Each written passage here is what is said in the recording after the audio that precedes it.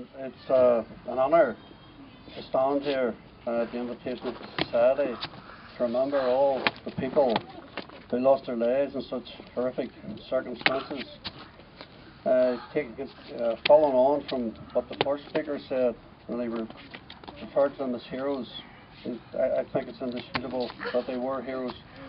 And unlike the rest of us who can identify with the words of the writer Primo Levi, that heroes are usually people end up being heroes by mistake, and that most of us, rather than being heroes, would rather be honest cards like everybody else.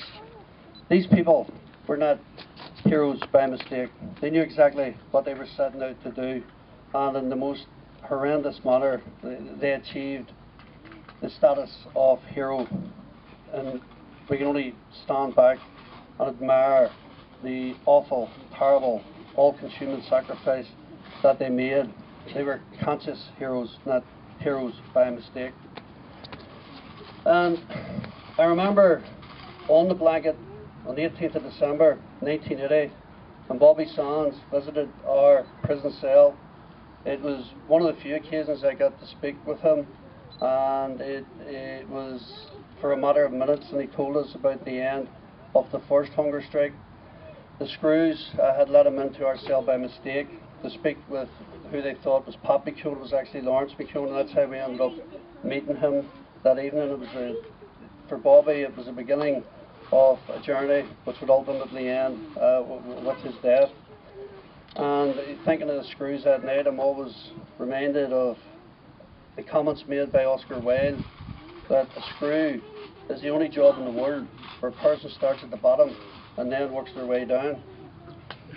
See, that hunger strike, Bobby wrote that the revenge would be the laughter of her children. And it's nice to see children here, but when I think of the way the Republican struggle has gone, rather than our children laughing, Republicanism, as it's now constituted in the North, has been laughed at. It's been laughed at by the Unionists. It's been laughed at by the British. And the fools in the hill have been laughed at by just about everybody, because they seem to have this knack of bringing great clarity to remembering everything that didn't happen and forgetting all the things that did. And it's noticeable that there are some people here from Tyrone. I would just like to refer to one of the hunger strikers, because Martin Horson was definitely, in anybody's view, a hero given what he made. But he was also a very human, decent, witty guy. And he was also the subject of jokes and stuff. And one of the wee details about Martin was that he was trying to get his name in Irish, and one of the blanket men told Martin that his name in Irish was O'Haratak, that Horson meant O'Haratak, and Martin had a nickname in the wing, Ned, so he became known as Ned O'Haratak. And he came back from his visit one day, and he said to the guy, Joe Clark, Joe, I'm not too happy with you over this name business. I've been sending out letters, smuggling letters out and telling all my family that I am Martin O'Haratak, and now I've been told that O'Haratak means monster. And I think back to Martin and the sort of tricks that were played and his genuine humanity, because when I was going down from the Hates Blocks for a retrial in the bowels of Crumlin Road Courthouse in 1979, Martin was in remand at that time, and he came over. Each day he smuggled over massive amounts of tobacco. In fact, so much of it that it was virtually hard for me to insert internally. And that evening, one of the evenings we got back into the cell, I had left the parcel in the corner. I had to get it out, and there was a cell search. And Brian Armour, the screw who was later killed by the IRA for his brutality in the prison, ended up kicking it without realising what it was. That was the sort of life that people live in the Hates Blocks.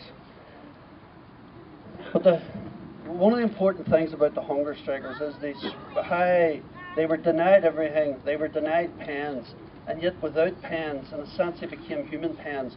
They wrote their history, their honesty, their narrative on the collective consciousness of everybody in Ireland and throughout the. Remember of those names. They remember the names of Bobby Sands and Martin Hurson and Joe McDonald and the other 7 hunger strikers who died.